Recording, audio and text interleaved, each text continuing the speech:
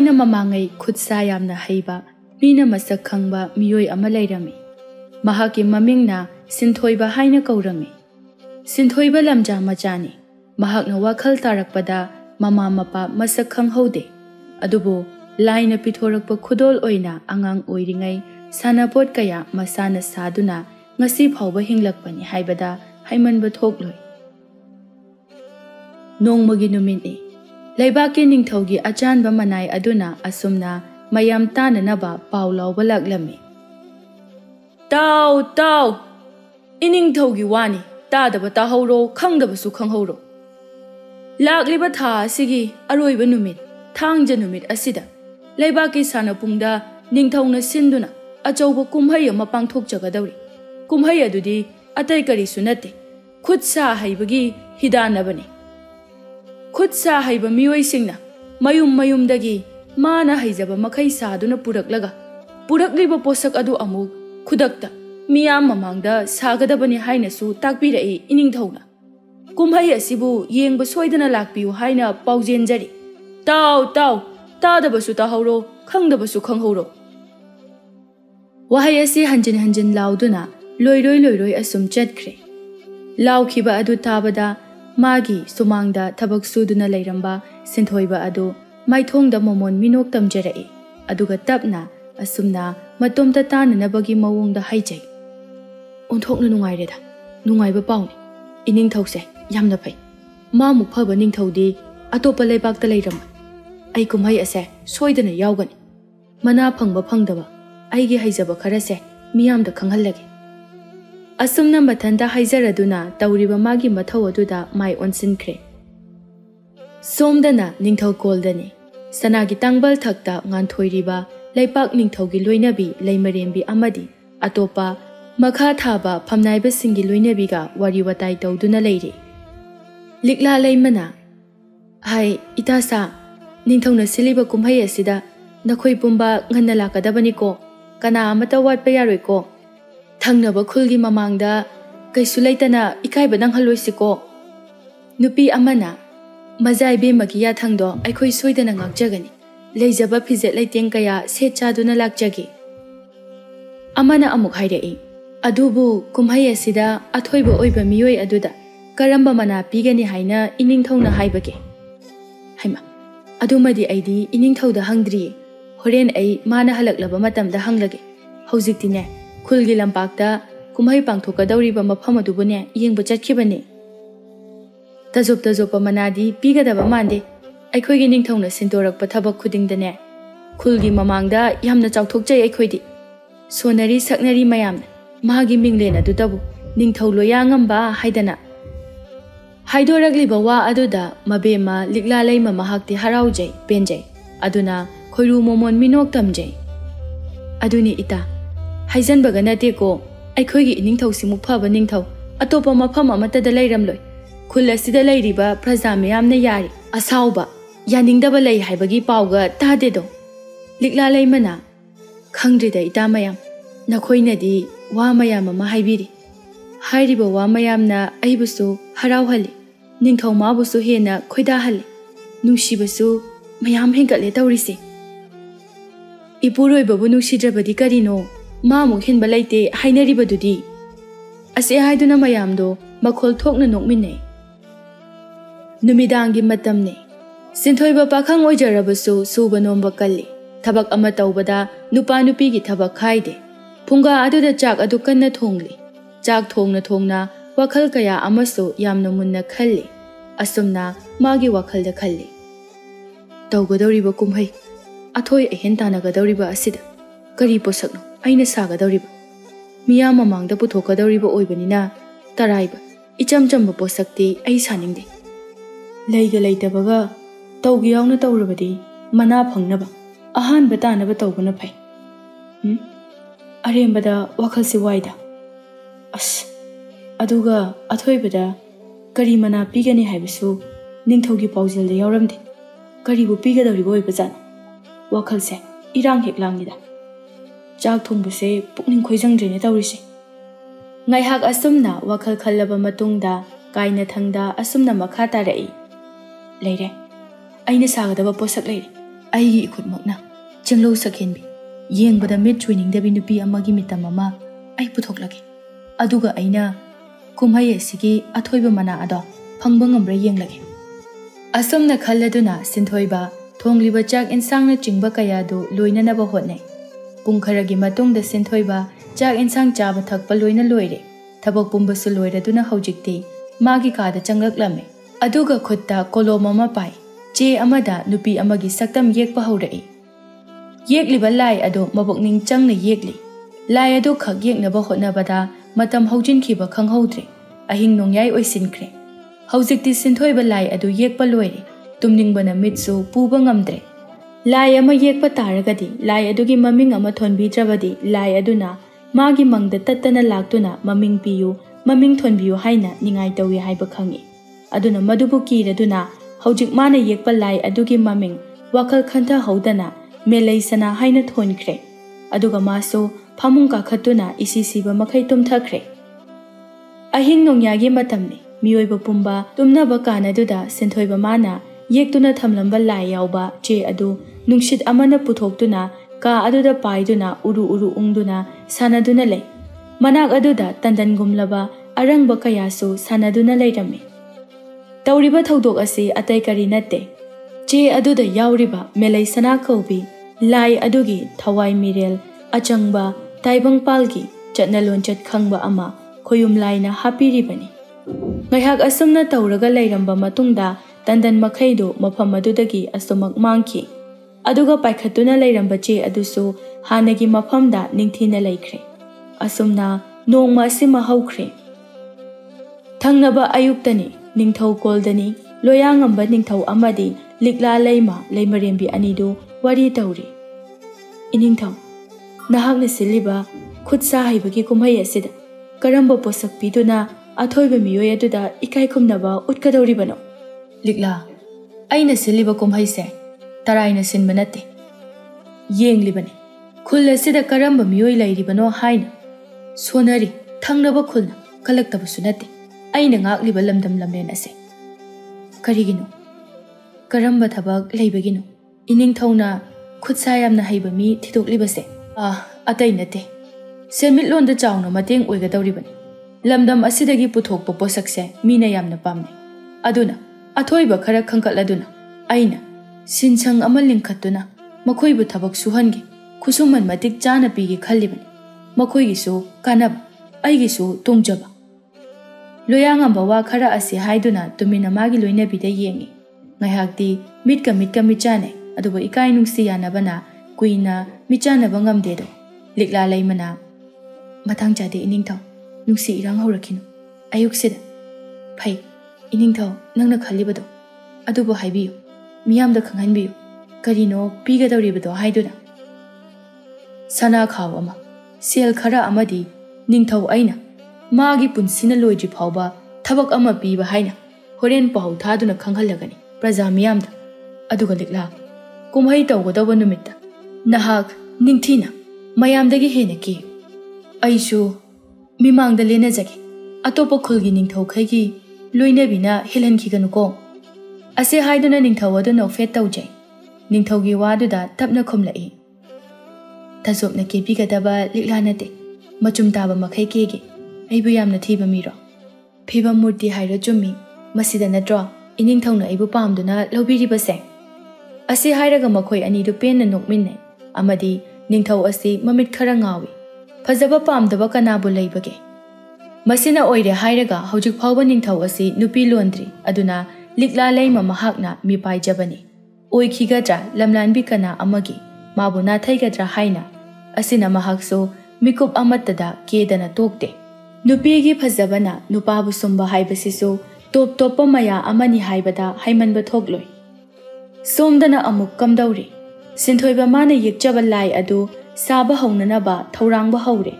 ꯑꯗꯨꯕꯨ ꯃꯊꯥ ꯁꯥꯔꯤꯕꯗꯤ ꯃꯥꯒꯤ ꯌꯨꯝꯗ ꯂꯩꯔꯤꯕ ꯎꯁꯤꯡ ꯑꯁꯤꯅ ꯁꯥꯔꯕꯗꯤ ꯈꯔ ꯋꯥꯅ ꯊꯣꯛꯀꯅꯤ ꯑꯗꯨꯅ ꯃꯥ ꯆꯤꯡꯗ ꯀꯥꯗꯨꯅ ꯎꯖꯥꯎ ꯑꯆꯧꯕ ꯑꯃ ꯌꯥꯜꯂꯨꯒꯦ ꯍꯥꯏꯅ ꯈꯜꯂꯝꯃꯤ ꯑꯩꯕꯨ ꯎꯅꯤꯡꯊꯧꯅ ꯁꯥꯁꯤꯔꯥ ꯅꯥꯁꯤꯛ ꯄꯥꯝꯕꯤꯅꯕꯨ ꯁꯥꯁꯤꯔꯥ ꯑꯗꯨꯒ ꯎꯆꯥꯟ ꯄꯥꯝꯕꯤꯅ ꯂꯩꯇꯦꯡꯁꯤꯔꯥ ꯀꯔꯝꯕꯅ ꯐꯒꯗꯧꯔꯤꯕꯅꯣ ꯇꯧꯔꯤꯁꯤꯕꯣ Machinda tapna hairaduna masa matomta wahang oina hangduna leizari. Wakhal adu yamna munna tare tara thokna khalli. Aduga kaina thangda leble. Madudi ching kaduna u makhal ahum yalurage haina. Aduna thang amadi u yanbada changadaba khulai puduna hojikti yumdagi thorakle. Lambida sum lakpada chingyai thel manakta itha thazadana chinglo henbi leisabi ama thengnarure. Leisabi mabu ubada ngaihakti wakhaldo ingaw ngawre. Chalamba adu phawba leptuna mit kuptana yengduna leiribane. Leisabi adusu karibu khalliba. Sinthoiba mangonda tathak yenglai. Sinthoiba nupi aduda onsinduna tapna hairi yamna inglemba nupa thokna. Karilamgi leisabino. Khula sidagidi mande. Amuk phawba usatri. Mingbu kari kauboge. Ibungaina kauzage. Aigi mingbudi melei kaujaye. Kari. Melei haiba. Sonthangna na haibani. Masa khaktanaba mawongda. Melei haiba. Phazai. Minga chapchane. Ado thangnaba khuldagi oigadawribrana hakse. Mane. Thangnaba khul asidagine. Thabak amagidamak aina khoigi khulsida lakpane. Kari karamba thabak. Ai khangba yabro. Yarabadi haibiyo. Yadrabadi kaideda. Marau leina khumbino. Nupana tabagumna karigi nateda. Aina lakpasigi maramdine. Khul asida khutsa yamna haiba mi amale. Mi ado unaduna aigi posak amata sahange tawba. Aduna aina awaba khangda khongase choktarabasu leptana bhatabu unarabadi haiduna laklibani. Sinthoiba khumlakleba pakhumaduda chamna khantokpa ngamdre. Jingnaba sum helakle aduna khumi. Nangdi misakadugi mamingdi khangba. Aikhoigi khulda poche saba mi yame. Haibasu loina hai. Melaina chungdring khumi. Adudi ai khangsadre. Aina hanglakpasu kawri. Aikhoi khulgi ita amana hairakpani. Phare adudi ai miyoi adubu thizarurage. Sum wari tawduna lairabadi thengkiba tare. Wa samjankiba sina sinthoiba makha tabasu ngamdre. Asum lepkiba mafam asida leptuna laire. Nupi masu chatpa hawkre. Tungdagi yengbo phawba ningthizai. Ningdu yaina tariba samlang adunasu nupi magi magun henkat halli. Mana thiribasibo kana oiriba zana. As chaida. Asuk phazaba leisabisi udre. Mana thiribase. Aiga oiramlabadi nungaikranida. Mathamoida taxi sonduna chinglambi adomda amuk lakpa hawi. Uchinna chin hauzikti chingka bahawre. Loibi chingsang kabada wai kauba haidaba taibang kanabu leiramgani. Hai, sinthoiba mahaksu. Ujau amagi makhong amada leptuna. Phana wangledi chingase karak. U phazabadi amata thengnadrida. U makhal ahum asidagi aina haibadi amata oiribasu phangudana. Adusu nate. Chingda karakpasu onthokna wakre. Asi haiduna sinthoibadu ningsa sor adu sangna honduna lei. Ngaihak leptuna leiramlaga sinthoiba ching adu makhatana kaba amuk hawri. Handakti mahakki awaba adu ubiraba male. U makhal ahumdu mapam amatada hauduna leibiramle. Masida mahakna peladuna. Nungaireda. Amukta ahum leiramle. Yengbada yamna supazare. Ahumak ase. Masimak hekta yalage. U ahumadu nupa pangal phudoktuna kudak aduda yankre. Nongdamba mahakna pakhang magi laibakta karibu tambiramliba. Somdana ngasai lambida thengnaba khul thangnabadagini hairamba melaidu khul leirak koiduna khutsa yamna hai haina taklakpa maming khangdaba nupa adubu koina chattuna thiri. Nupi ahal oirabi amagi manakta changduna. Abo, nasu kainomta hangjage yagadro. Karigi yaroi hango. Kari hangge haibano isubo. Masakna masak phazariba. Kanagi macha masunone nangbo. Abo, aise thangnaba khuldaine. Aduna hairaroige. Abokna khanglaroi. Aina hangge hairise atainate. Khulsida khutsa yamna mayamdagi thoidok hintokna haiba misakto. Magi mayum amukta takpiyuba. Karinone iso nangna hairidubo. Aikhoigi khulsidadine khutsaagi hiramdadi haiba yamna lei. Aduna sini haina atamnana takpado ngamoine he. Kamdawni adudi aise numisu tagadawre. Posak amatang sage tawbane. Wana la ise arembada tagadawre. Phare adudi abo ꯑꯩꯁꯨ ꯑꯃꯨꯛ ꯆꯠꯆꯔꯒꯦ ꯑꯗꯨꯒ ꯍꯪꯉꯨꯔꯒꯦ ꯑꯁ꯭ꯋꯥꯏ ꯐꯥꯎꯕꯗ ꯆꯠꯂꯒ ꯍꯪꯉꯒꯦ ꯐꯪꯗ꯭ꯔꯕꯗꯤ ꯑꯩꯁꯨ ꯅꯨꯃꯤꯠ ꯑꯃ ꯌꯨꯝ ꯆꯪꯗ꯭ꯔꯤꯉꯩꯗ ꯌꯨꯝꯗ ꯍꯟꯈ꯭ꯔꯒꯦ ꯍꯌꯦꯡ ꯏꯇꯥ ꯑꯃ ꯄꯨꯗꯨꯅ ꯂꯥꯛꯂꯒꯦ ꯍꯥꯏꯅ ꯃꯦꯂꯩ ꯃꯐꯝ ꯑꯁꯤꯗ ꯂꯩꯊꯔꯝꯗ ꯃꯊ꯭ꯋꯥꯏ ꯋꯥꯅ ꯂꯥꯛꯄ ꯍꯧꯔꯦ ꯃꯇꯥꯡ ꯆꯥꯅꯕ ꯍꯥꯏꯒꯗ꯭ꯔꯥ ꯃꯦꯂꯩꯅ ꯊꯋꯥꯏ ꯅꯨꯡꯉꯥꯏꯇꯅ ꯂꯝꯕꯤꯒꯤ ꯃꯇꯥꯏꯗ ꯆꯠꯂꯤꯉꯩ ꯇꯟꯖꯥꯗꯅꯤ ꯅꯤꯡꯊꯧ ꯂꯣꯌꯥꯉꯝꯕ ꯑꯗꯨ ꯀꯅꯥꯏ ꯀꯅꯥꯁꯨ ꯂꯣꯏꯅꯔꯛꯇ ꯃꯇꯣꯝꯇ ꯀꯨꯝꯍꯩ ꯇꯧꯒꯗꯧꯔꯤꯕ ꯃꯐꯝ ꯑꯗꯨꯕꯨ ꯌꯦꯡꯕ ꯂꯥꯛꯄꯅꯤ ꯁꯒꯣꯜ ꯇꯣꯡꯗꯨꯅ ꯑꯗꯨꯕꯨ ꯃꯦꯂꯩ ꯃꯍꯥꯛꯅ ꯆꯠꯄꯗꯨ ꯎꯔꯨꯕꯗꯒꯤ ꯊꯧꯔꯝꯕ ꯁꯒꯣꯜꯗꯨ ꯂꯦꯞꯇꯨꯅ ꯁꯒꯣꯜ ꯃꯊꯛꯇꯒꯤ ꯑꯁꯨꯝꯅ ꯂꯥꯎꯗꯨꯅ ꯇꯥꯅꯅꯕ ꯃꯑꯣꯡꯗ ꯍꯥꯏꯔꯛꯏ ꯍꯥꯏ ꯅꯨꯄꯤ ꯀꯔꯤꯒꯤꯅꯣ ꯅꯪꯅ ꯑꯗꯨꯗ ꯀꯅꯥ ꯂꯩꯇꯕꯒꯨꯝꯅ ꯅꯊ꯭ꯋꯥꯏ ꯏꯋꯥ ꯋꯥꯅ ꯆꯠꯂꯤꯕ ꯅꯁꯛꯅ ꯇꯧꯅꯒ ꯑꯣꯟꯊꯣꯛꯅ ꯐꯖꯕ ꯃꯈꯩ ꯃꯦꯂꯩ ꯍꯥꯏꯔꯛꯂꯤꯕ ꯅꯨꯄꯥ ꯑꯁꯤ ꯅꯤꯡꯊꯧꯅꯤ ꯍꯥꯏꯕꯗꯤ ꯃꯍꯥꯛ ꯇꯁꯦꯡꯅ ꯈꯪꯂꯝꯗꯦ ꯑꯗꯨꯅ ꯁꯥꯎꯔꯥꯡꯅꯅ ꯈꯨꯝꯂꯛꯏ ꯀꯔꯤ ꯆꯥꯒꯦ ꯍꯥꯏꯗꯨꯅ ꯉꯥꯎꯁꯤꯟꯅꯔꯤꯕꯅꯣ ꯂꯝꯕꯤ ꯆꯠꯐꯝ ꯊꯣꯛꯄꯗꯨ ꯆꯠꯂꯨ ꯌꯥꯗ꯭ꯔꯣ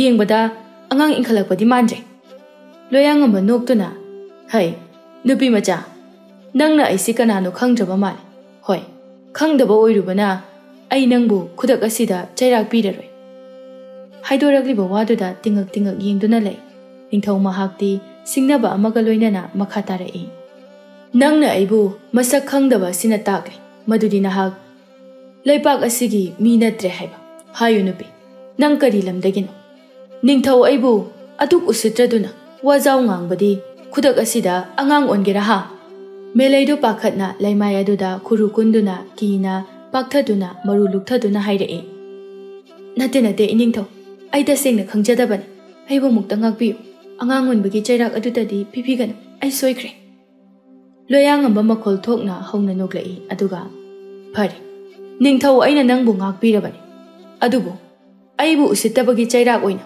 ꯅꯍꯥꯛ ꯑꯩꯒꯤ ꯇꯥꯂꯣꯏ ꯑꯅꯤꯁꯨꯕꯤ ꯑꯇꯣꯝꯕꯤ ꯑꯣꯏꯒꯗꯕꯅꯤ ꯆꯦꯡꯗꯧ ꯁꯛꯍꯦꯟꯕꯤ ꯅꯪꯕꯨ ꯅꯤꯡꯊꯧ ꯑꯩꯅ ꯈꯣꯏꯗꯥꯈ꯭ꯔꯦ ꯂꯩꯃꯔꯦꯜ ꯃꯤꯡꯊꯣꯜ ꯄꯤꯗꯨꯅ ꯅꯤꯡꯊꯧ ꯑꯩꯒꯤ ꯁꯦꯕꯥ ꯇꯧꯗꯨꯅ ꯅꯤꯡꯊꯧ ꯀꯣꯜꯗ ꯍꯥꯏꯅ ꯍꯨꯝꯅ ꯅꯅꯤꯡ ꯇꯧꯅ ꯆꯥꯅꯤꯡꯕꯗ ꯆꯥ ꯁꯦꯠꯅꯤꯡꯕꯗ ꯁꯦꯠ ꯂꯩꯖꯔꯣ ꯈꯪꯄ꯭ꯔꯦꯛ ꯍꯦꯛ ꯈꯪꯉꯤ ꯂꯋꯥꯏ ꯂꯨꯇꯣꯟ ꯁꯥꯠꯈ꯭ꯔꯦ ꯇꯥꯏꯕꯪꯄꯥꯜ ꯑꯁꯤ ꯅꯤꯡꯈꯥꯏꯔꯛꯀꯗꯧꯕꯒ ꯃꯥꯜꯂꯤ ꯅꯤꯡꯊꯧꯅ ꯏꯊꯥ ꯊꯥꯖꯗꯅ ꯍꯥꯏꯗꯣꯔꯛꯄ ꯋꯥꯍꯩ ꯑꯁꯤꯗ ꯅꯨꯡꯉꯥꯏꯕ ꯄꯥꯎ ꯑꯣꯏꯒꯅꯤ ꯀꯅꯥ ꯑꯃꯒꯤꯗꯤ ꯑꯗꯨꯕꯨ ꯄꯥꯝꯖꯗꯦ ꯃꯦꯂꯩ ꯃꯍꯥꯛꯇꯤ ꯑꯗꯨꯅ ꯈꯣꯟꯖꯦꯜ ꯑꯗꯨ ꯇꯅꯤꯛꯅ ꯈꯨꯝꯂꯛꯏ ꯅꯠꯇꯦ ꯏꯅꯤꯡꯊꯧ ꯀꯩꯁꯨ ꯂꯩꯇꯕꯤ ꯑꯩꯒꯤ ꯏꯐꯝꯗ ꯑꯗꯨꯛ ꯃꯃꯜ ꯋꯥꯡꯕ ꯋꯥꯍꯩꯗꯣ ꯍꯥꯏꯕꯤꯒꯅꯨ ꯑꯩꯁꯦ ꯂꯩꯃꯔꯦꯜ ꯃꯤꯡꯊꯣꯜ ꯐꯪꯕꯗ ꯃꯇꯤꯛ ꯆꯥꯗꯦ ꯑꯩꯕꯨ ꯑꯃꯨꯛꯇꯪ ꯅꯨꯡꯁꯤꯕꯤꯌꯨꯕ ꯑꯩ ꯏꯅꯤꯡꯊꯧꯒꯤ ꯋꯥꯗꯣ ꯌꯥꯕ ꯉꯝꯂꯣꯏꯌꯦ ꯂꯣꯌꯥꯉꯝꯕ ꯁꯥꯎꯅ ꯅꯤꯡꯊꯧ ꯑꯩꯒꯤ ꯋꯥꯕꯨ ꯏꯔꯥꯏ ꯂꯥꯏꯅ ꯌꯩꯊꯣꯛꯄ ꯈꯪꯉꯣꯏꯗ꯭ꯔꯗꯣ ꯅꯤꯡꯊꯧ ꯑꯩꯒꯤ ꯏꯇꯤꯛ ꯈꯪꯍꯟꯕ ꯇꯥꯔꯦ ꯁꯥꯎꯕꯤꯈꯤꯅꯨ ꯅꯤꯡꯊꯧ ꯅꯪꯕꯨ ꯁꯤꯡꯅꯕ ꯅꯠꯆꯗꯦ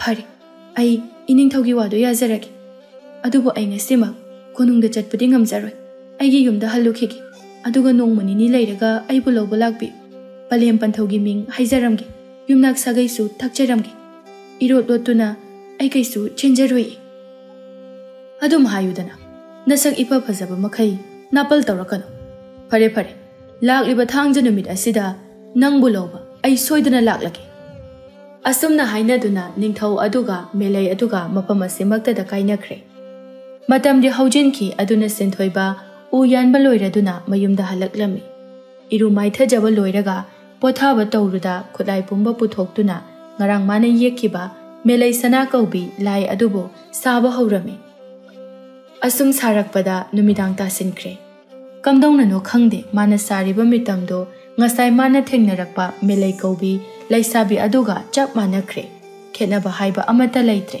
ꯃꯁꯥ ꯃꯇꯣꯝꯇ ꯐꯥꯎꯕ ꯊꯥꯖꯗꯕꯗꯧꯅ ꯊꯣꯛꯈ꯭ꯔꯦ ꯃꯆꯤꯟꯗ ꯑꯁꯨꯝꯅ ꯁꯣꯜꯂꯤ ꯀꯔꯤ ꯃꯇꯧꯅꯣ ꯇꯧꯔꯤꯕ ꯃꯇꯧ ꯑꯁꯤꯗꯤ ꯑꯩꯅ ꯈꯣꯏꯗꯥꯈꯤꯕ ꯂꯩꯁꯥꯕꯤ ꯑꯗꯨꯅꯤ ꯑꯩꯕꯨ ꯃꯤꯇꯝ ꯑꯁꯤ ꯃꯤꯃꯥꯡꯗ ꯄꯨꯊꯣꯛꯂꯕꯗꯤ ꯊꯑꯣꯏꯅ ꯈꯣꯏꯗꯥꯗꯨꯅ ꯅꯨꯄꯤ ꯑꯗꯣ ꯑꯩꯅ ꯏꯈꯨꯠꯃꯛꯅ ꯍꯛꯇꯨꯅ ꯃꯤꯇꯝ ꯑꯣꯏꯅ ꯁꯥꯕ ꯇꯥꯈ꯭ꯔꯅꯤ ꯂꯩꯁꯥꯕꯤ ꯑꯗꯨꯕꯨ ꯀꯅꯥꯅ ꯎꯍꯧꯕꯖꯥꯠꯅꯣ ꯍꯩꯁ ꯂꯨꯒꯗꯧꯔꯤꯗ ꯇꯧꯔꯤꯁꯦ ꯅꯨꯡꯉꯥꯏꯕꯗꯤ ꯂꯥꯏꯔꯗꯅ ꯍꯦꯟꯅ ꯃꯤꯄꯥꯏꯈ꯭ꯔꯦ ꯋꯥꯔꯕꯁꯨ ꯋꯥꯅ ꯁꯤꯟꯊꯣꯏꯕ ꯁꯥꯔꯨꯕ ꯑꯣꯏꯕꯅ ꯂꯣꯏꯁꯤꯟꯗꯕꯗꯤ ꯌꯥꯗꯕꯅ ꯃꯤꯇꯝ ꯑꯗꯨꯕꯨ ꯁꯥꯕ ꯂꯣꯏꯁꯤꯜꯂꯤ ꯇꯧꯕꯇꯕꯨ ꯁꯨꯅꯨꯗꯤ ꯇꯩꯗ꯭ꯔꯤ ꯎ ꯃꯆꯨ ꯑꯗꯨꯃꯛ ꯑꯣꯏꯗꯨꯅ ꯂꯩꯔꯤ ꯆꯥꯛ ꯏꯁꯤꯡ ꯍꯣꯠꯅꯅꯕ ꯑꯃꯨꯛ ꯆꯥꯛꯈꯨꯝꯗ ꯂꯥꯛꯇꯨꯅ ꯆꯥꯛ ꯃꯩ ꯊꯥꯒꯠꯇꯨꯅ ꯑꯦꯟꯁꯥꯡ ꯁꯦꯝꯗꯨꯅ ꯂꯩꯔꯤꯉꯩ ꯇꯟꯖꯥꯗꯅꯤ ꯌꯥꯝꯅ ꯊꯥꯖꯗꯅ ꯃꯦꯂꯩ ꯑꯗꯨꯕꯨ ꯃꯥꯒꯤ ꯅꯥꯛꯇ ꯆꯪꯉꯛꯅ ꯃꯥꯕꯨ ꯀꯧꯔꯛꯂꯝꯃꯤ ꯍꯣ ꯏꯕꯨꯡ ꯁꯤꯟꯊꯣꯏꯕ ꯅꯪꯒꯤ ꯅꯇꯧꯁꯦ ꯑꯩ ꯌꯦꯡꯕ ꯉꯝꯗ꯭ꯔꯦ ꯀꯗꯥꯏꯅꯣ ꯅꯪꯒꯤ ꯆꯥꯛꯇꯣ ꯑꯩ ꯊꯣꯡꯕꯤꯔꯒꯦ Nang waramaniye, ngasai nong phungan bedagine,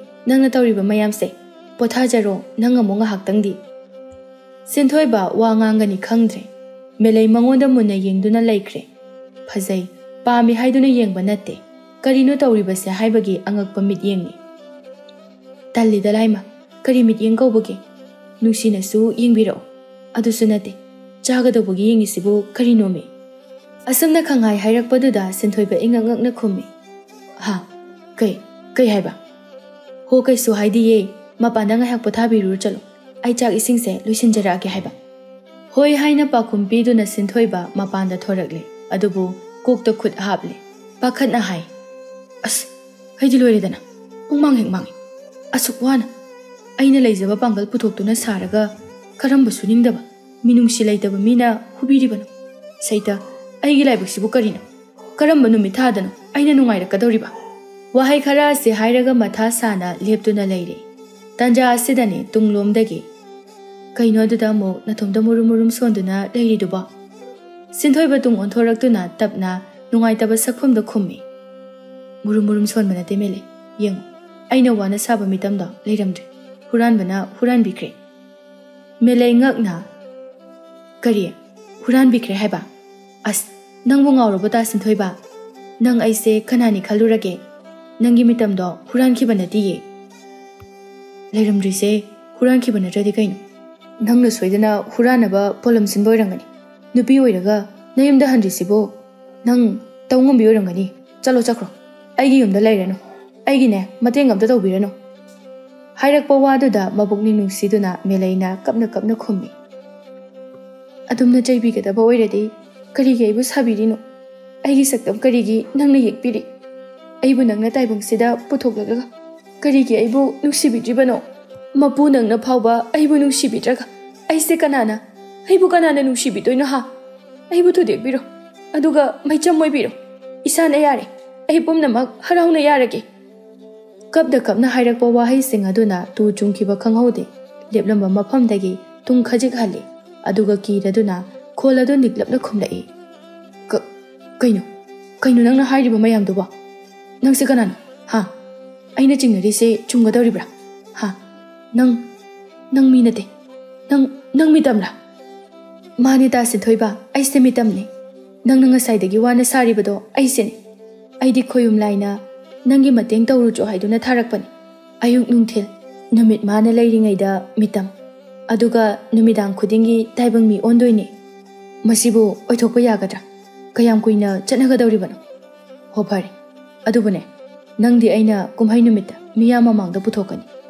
Puthokpa sida aina khutsa haibagi marakta tarabadi. Aina sariba mitamse ningthongno oige hairadi matam aduda kamdawano. Matam adu yauraklaga aidi mitam onduna adumak laikhrani. Aina karibu tawba ngamdoino. Nongdambagi nongdam kholda ngaiminarase. Karibu thokpa haibado. Adubu haujiki oinadi lao imungda changase. Chak insang loijari. Chabiraro lao. Adugane pothanaba tawrase. Matamse yamna thengkrani. Haina imungda changduna chak ising adu chaminare. Aduga nongma asimagi tumba changkre. Nakal amaromda taibangmi masak phajabi melei madi tumba yaramde. Maramdi ngasai ningthau mahakna hairamba wafam kaya aduna. Aina hojik lawgadoriba phirep asibu karino. Ai lei marel mingthol pamde. Ningthaugi nupi atombi oibasu tal. Tangna phangba ningolge mapokse. Lemna loikhigadawba pamui. Aina tawgadaba sibu karino. Wafam ase ima babada hairagadi yamna haraukhrani. Adubu aidi pamde. Natraga aise ngasai lambida thengnarakpa chung phiral chaba nupa adu thiraga magi mafamda aibu lawshinbiro hairasira.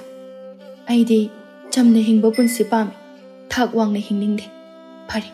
Ai hayengmak nupa adubu thirurage. Asum tawduna ahing aduma haukhre. Mathang hek nonganbaga melei sinthoibabu thiba laklami. Asum hangduna lakpana irai laina fangle. Aduna ikai iki thadoktuna sinthoibagi somangda leplare. Ho yumsibu mi leibro. Ta sinthoiba leibibro. Leiradi amukta mapanda thokpirao. Kaukhiba adubu tarabada sinthoiba mana sajaba mitam.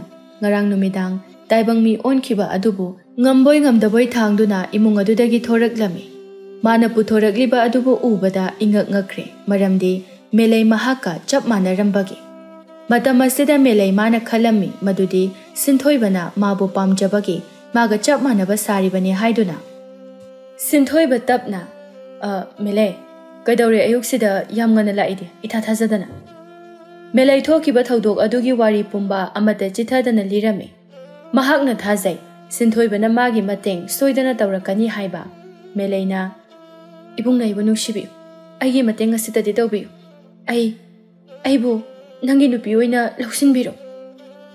Ay na nang bulaw ba haibase, ningthaw bu ay na singnabagum na kalakani. Iningthaw ga lamba pa habadi ay itik nate. Aduna, nang bu ay na kallo hairagadi. Nang mirot ama oy na laybatare. Adu bu oy thokpa yagadrane. Ningthaw gi manadi paglang na teli hainaribani. Adu gidi ay na fana na basingi. Nang ay na haibada taw. Asum na polam kaya ama sin lang kre. Numid asidagi melay sinthoy gi nupi oy kre. Matam gi khongchati khanghaude ngasidi kumhay tawba numid ni. Atoy ahen tanaba asigi damag sinthoy ba chatna ba hotna rame.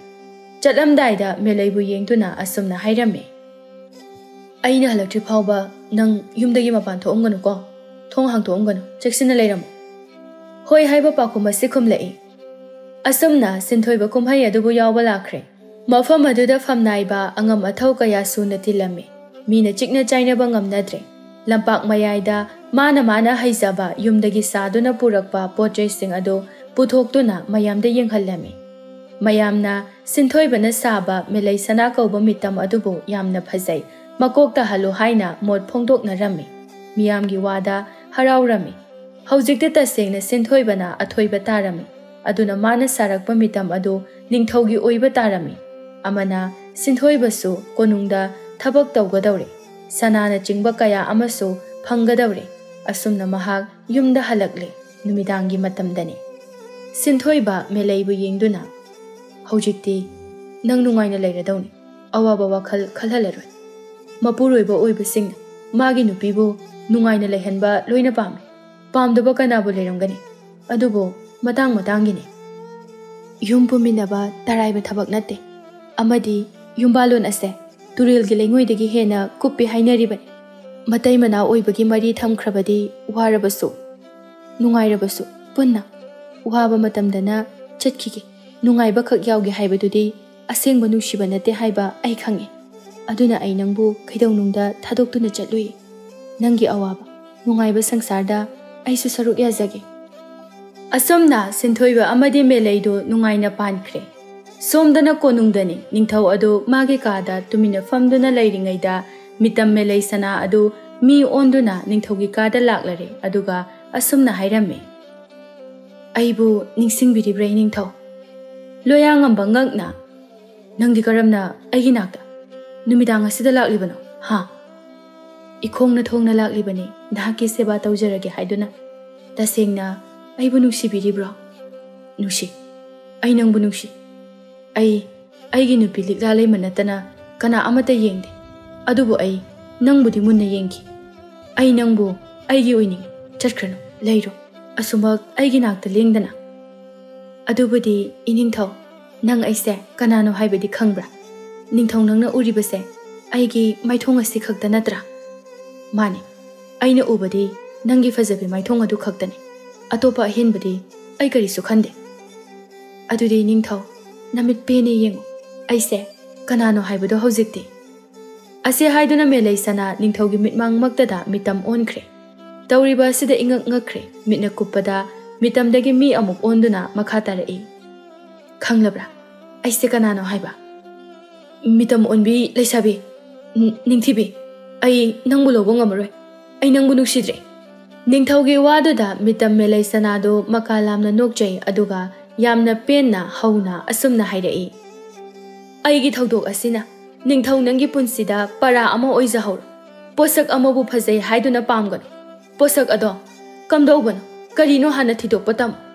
Taibang mida oiragasu maithongi phazaba mitagan. Phazaba haibase hongba naibani arepa leitabani. Aduna miyoy adugi lamchat sajan pukchel hana yengtho. Aduga achumbadi kaidawnungda losin bayar. Achumbagi damak lai leibani haibasu nang khak kawgon. ꯂꯣꯌꯥꯉꯝꯕ ꯇꯞꯅ ꯑꯩ ꯈꯪꯒꯅꯤ ꯑꯩ ꯃꯇꯨꯡ ꯃꯅꯥꯎ ꯇꯧꯖꯔꯔꯣꯏ ꯑꯩ ꯋꯥꯈꯜ ꯇꯥꯔꯅꯤ ꯃꯤꯊꯃꯣꯟꯕꯤ ꯂꯩꯁꯥꯕꯤ ꯑꯁꯨꯝꯅ ꯏꯁꯣꯔꯒꯤ ꯂꯤꯂꯥꯗꯒꯤ ꯑꯁꯦꯡꯕ ꯃꯦꯂꯩꯗꯣ ꯁꯤꯟꯊꯣꯏꯕꯒ ꯅꯨꯡꯉꯥꯏꯅ ꯂꯩꯈ꯭ꯔꯦ ꯑꯃꯗꯤ ꯂꯣꯌꯥꯉꯝꯕ ꯅꯤꯡꯊꯧꯁꯨ ꯃꯥꯒꯤ ꯅꯨꯄꯤ ꯂꯤꯛꯂꯥ ꯂꯩꯃꯒ ꯏꯪꯅ ꯆꯤꯛꯅ ꯂꯩꯈ꯭ꯔꯦ ꯃꯤꯇꯝ ꯑꯣꯟꯕꯤ ꯂꯩꯁꯥꯕꯤ ꯃꯦꯂꯩ ꯁꯅꯥꯁꯨ ꯅꯤꯡꯊꯧꯀꯣꯜꯗ ꯀꯅꯥꯅ ꯁꯣꯛꯍꯟꯗ ꯅꯨꯡꯉꯥꯏꯅ ꯂꯩꯈ꯭ꯔꯦ